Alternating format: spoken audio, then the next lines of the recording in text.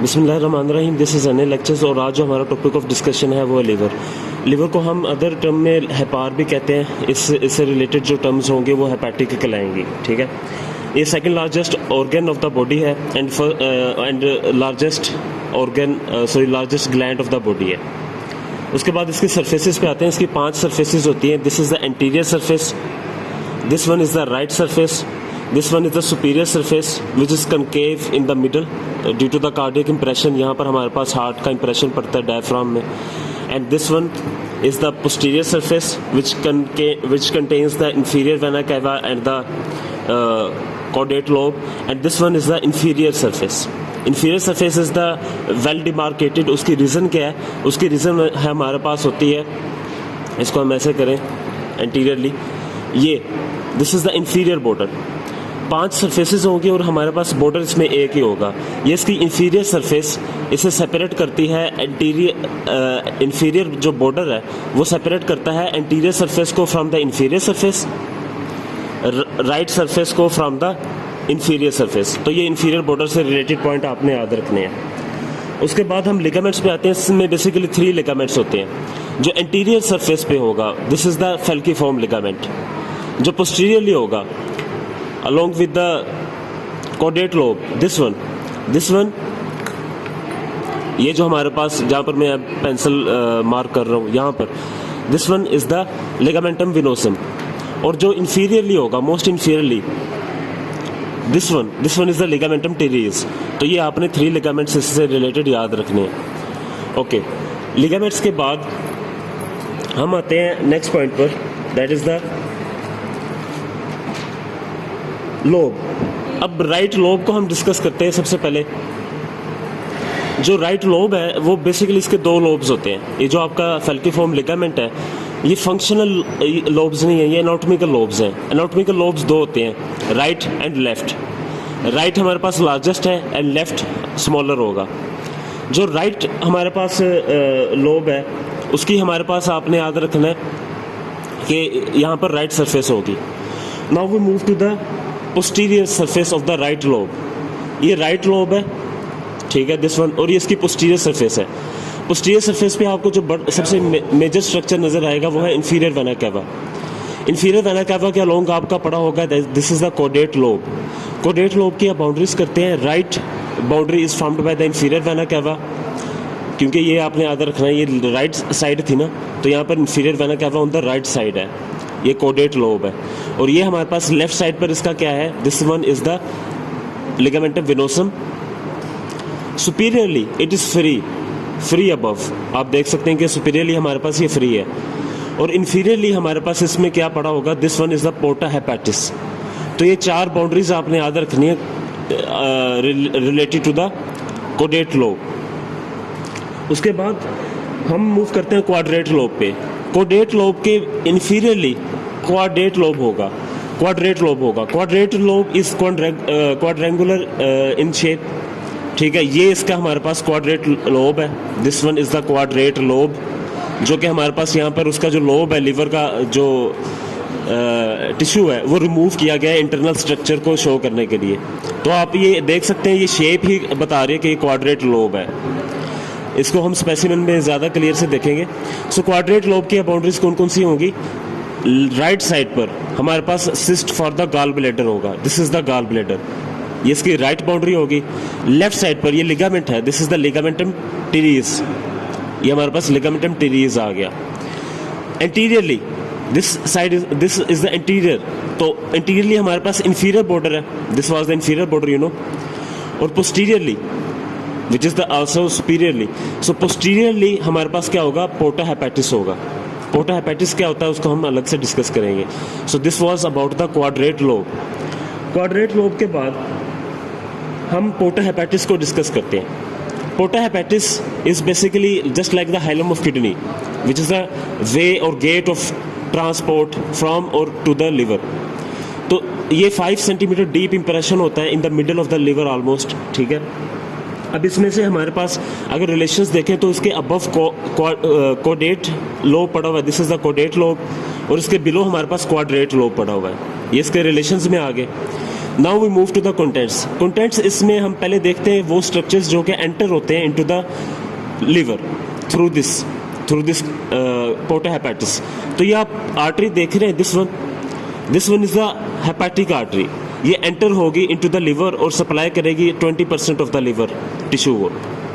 और ये आप वेन देख रहे हैं, this is the portal vein. अच्छा, आपने यहाँ पर याद रखना है कि portal vein enters the liver, not leaves. ये बड़ा इंपॉर्टेंट पॉइंट है।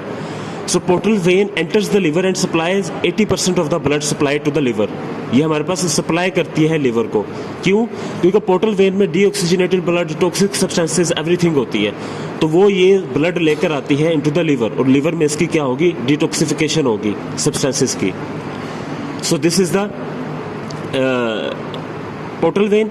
अच्छा, वो डिटॉक्सिफिकेशन होगी तो वो हमारे पास ब्लड किसके थ्रू जाएगा? हेपेटिक वेन के through. This is the hepatic when. So portal when में और हेपेटिक वेन में आपने डिफरेंस रखना है।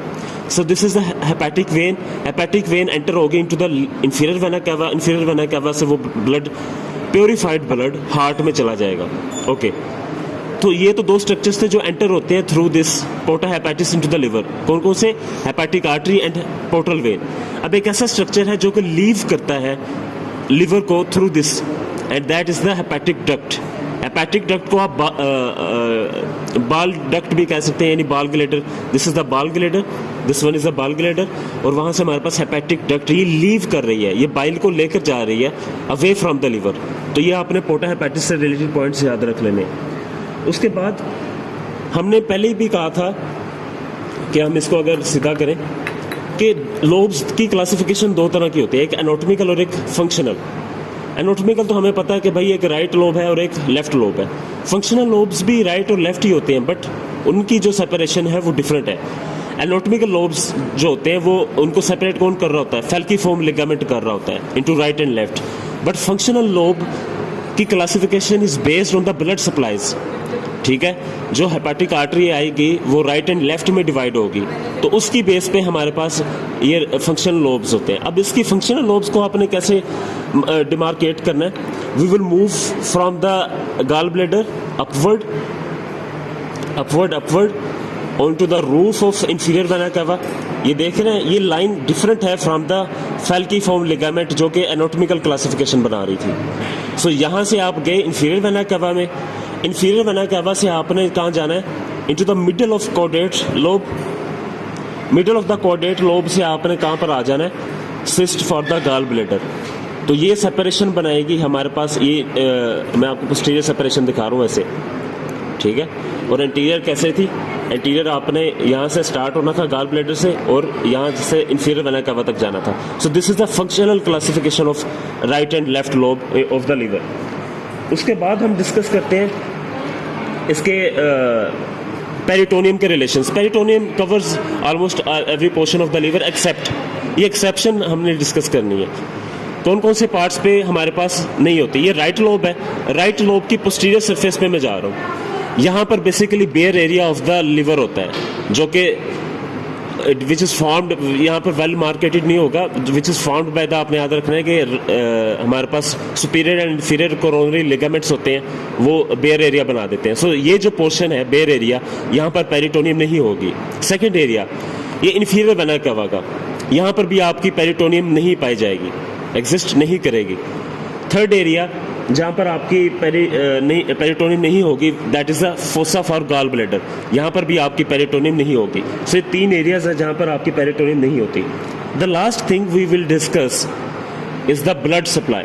मैं आपको ऑलरेडी बता चुका हूँ कि ये हेपेटिक आर्टरी है, ये 20% सप्लाई करती है ब्लड सप्लाई, और जो पोर्टल वेन है वो 80% को सप्लाई करती है आपकी ब्लड सप्लाई को।